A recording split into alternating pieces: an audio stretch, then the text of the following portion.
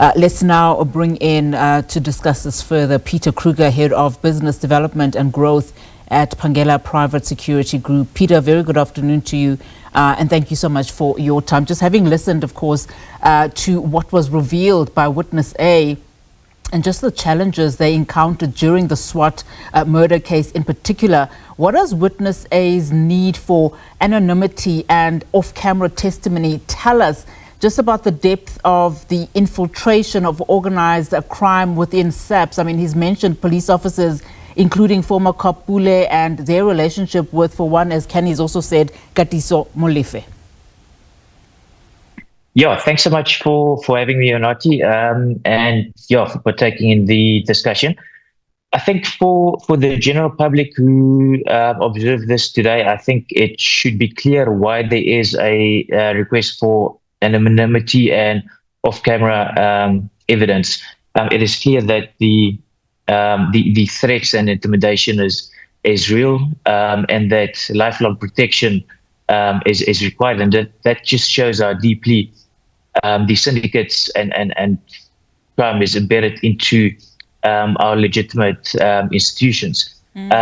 Real reform, we believe, begins with the protection of the people who make the truth possible. So if that's not possible, then the entire system might risk collapsing. Yeah. How significant would you say is Witness A's evidence in also just shaping the Commission's understanding of the internal resistance, faced by investigators like himself trying to pursue justice? I mean, we heard how Witness A testified that Major General Richard Shiburi, the head of the organized crime, had warned the investigating team of the pushback and the personal risk they would be facing from within the police ranks themselves. I mean, they were then also under police protection too. And then, of course, the conversations around the brown envelopes, seemingly trying to see which way they would sway in the effect of a bribe. Yeah, I think it's extremely difficult, and Witness A indicated and depicted that properly. I think ministers should set national strategy and encourage accountability and resource law enforcement properly, but that's where their involvement into the day-to-day operation and decision-making should stop. Operational independence is crucial for the integrity of intelligence and police working. So we feel, or I feel at least, that political will sets the tone, but operational execution must sit with security professionals.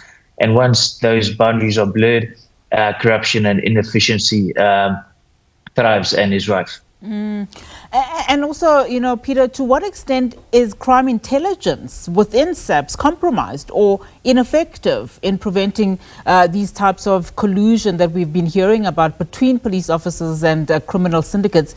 Perhaps for me, the most damning of Witness A's testimony was how he was disclosing regarding the ballistics manipulation, or, saying that initial forensic report omitted key evidence, including 15 cartridges found in Dow's vehicle, for one, and also failing the link, of the recovered weapons to other known crimes, and how they had to then ask for the report to, or in fact the weapons to again be tested in KwaZulu-Natal.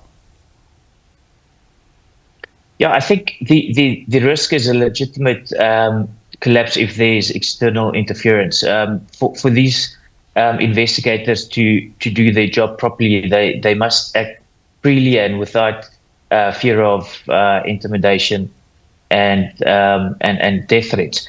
So I think there needs to be collaboration, but to a sense, and then there should be policies in place and protocols so that interference and political interference as such is completely avoided. So it's definitely a balance of collaborating to enhance the information and data and intelligence, but then making sure that isn't compromised, and that whistleblowers and people that comes to forward speaking the truth is protected. You touched a little bit about, policy and the roles and responsibilities between, for instance, your minister as well as your commissioners or generals within the SAPS.